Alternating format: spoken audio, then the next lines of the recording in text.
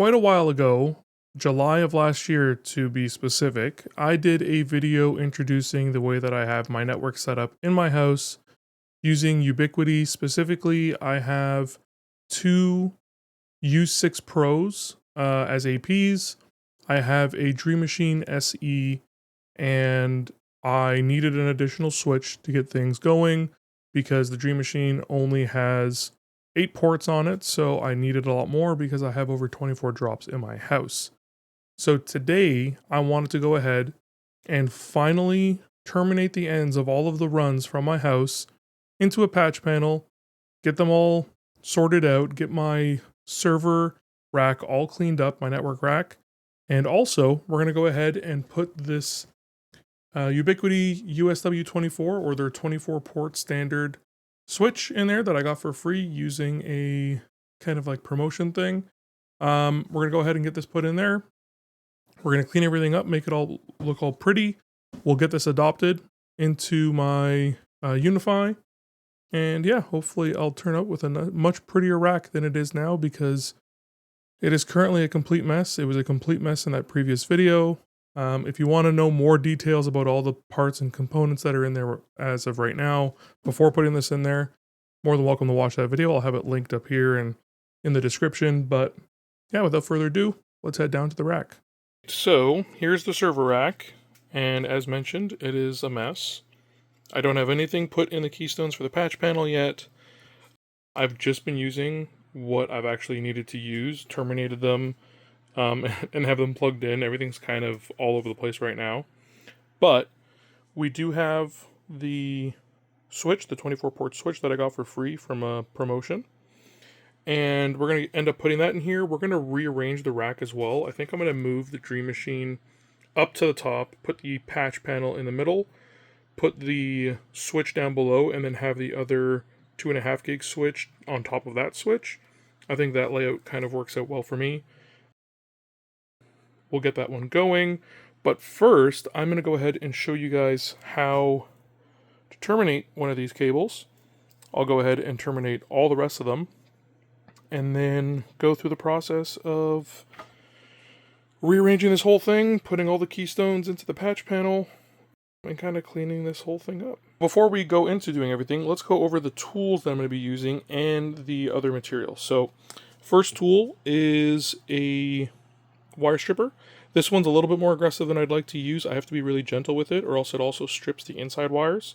But it's an auto stripper, makes life really easy. I like it. We have my ratcheting screwdriver, my favorite screwdriver. Use that one a lot. We have a punch down tool. And then we have a punch down holder. This makes it so that you're not digging into your hands when you're using the keystones and punching down everything into the keystones. And you'll see what I mean once we get to that. Underneath here, we have an SFP cable that's going to go from the Dream Machine to the switch.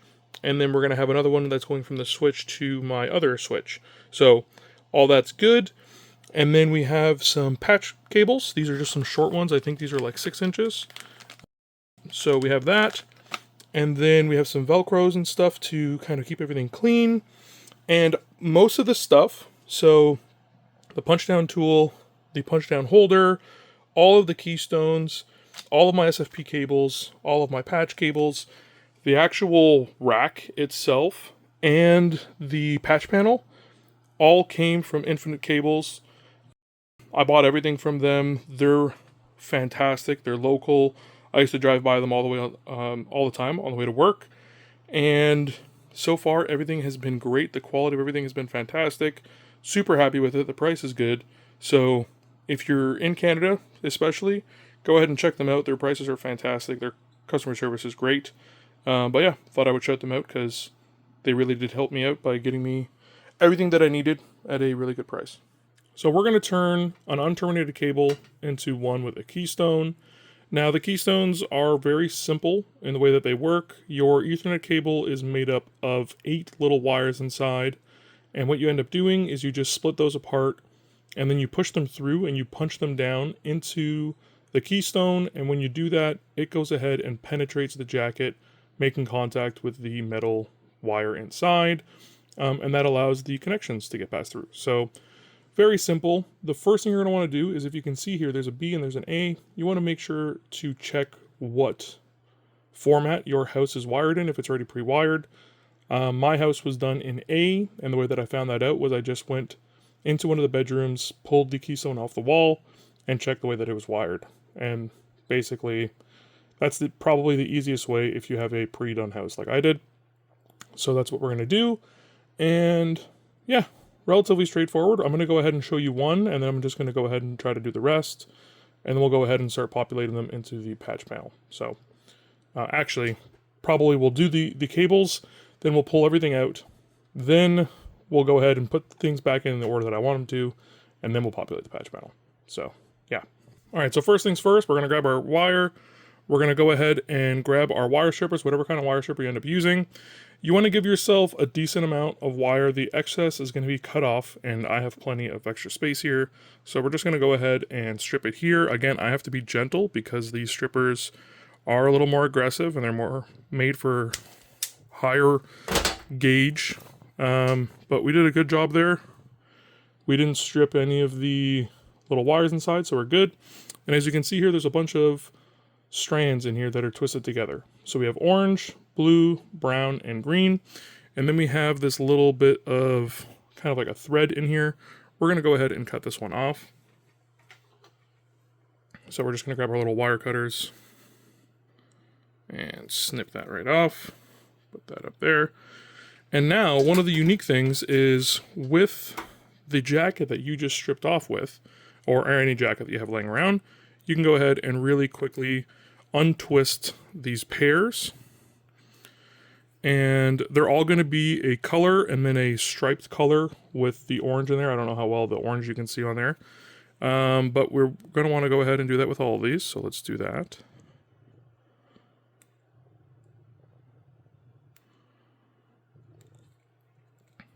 And you don't have to do this. It just saves my fingertips a little bit. I have big chunky fingers, so it does make my life a little bit easier. Usually I'll just try to split the top here.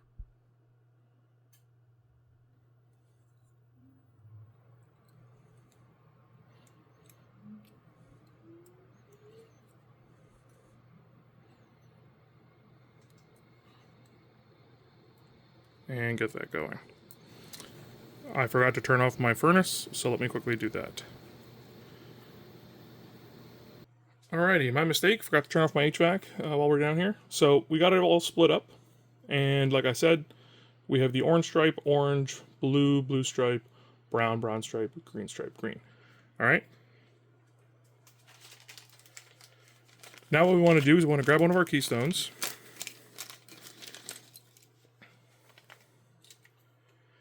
And most keystones will actually have the labeling right on them, so it does make it a little bit easier to line up. And then this one has a little cap on it. So what we're going to do is we're going to go ahead and put the keystone into the keystone holder. This makes life quite a bit easier. Then we're going to line up our cable like so. And we're going to go ahead and start lining up our cables. I usually try to go from the back to the front. You can also go from the front to the back. Let's go from the front to the back on this one. So you can try to line it up. So right now they're actually on opposite ends. So I'm going to try to twist this cable around like so, so that we're kind of a little bit more lined up. Make life a little bit easier when trying to line all this stuff up. So on this side, we have the brown and then the blue. So the solid brown and the striped brown first. So we just kind of line those up just a little bit here, like so. And then we're going to do our blue. So we're going to do our striped blue right here. And then our solid blue, like so. And now we'll do our other side. So we have the green at the back and then the orange at the front. So let's go ahead and get those.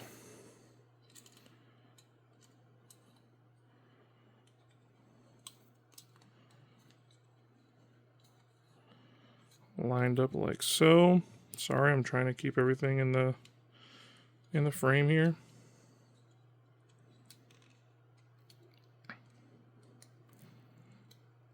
It could be a little bit difficult to get everything lined up, but once you get them in there, they hold on quite a bit easier. And we'll go ahead and get that in there. Actually, we'll do the dark solid one first, like so. And then our little creamsicle one like that. So there we go. We have everything kind of lined up. And now we're going to go ahead and use our punch down tool. So this punch down tool looks like this. It has adjustable impact and kind of the springiness, and I'll show you why that matters in a second. And then you can release the blade and kind of flip it around and stuff.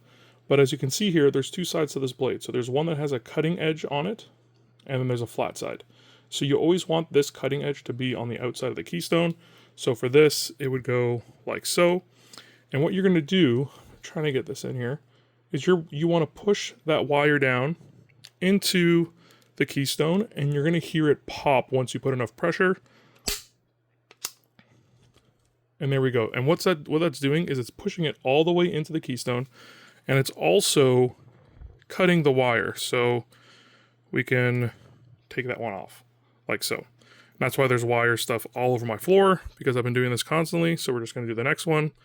And again, this keystone tool makes it a lot easier, because trying to hold this little thing in your hand while doing this is really difficult, but holding a bigger piece of plastic that also holds the keystone in place makes life a lot easier. So if you can grab one of those, it really does help out. So make sure that your cable is lined up nice. And then we're going to go ahead and push, and like so.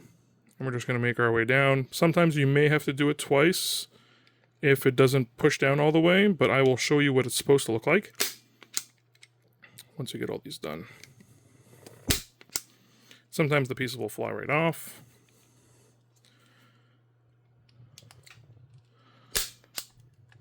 Got one.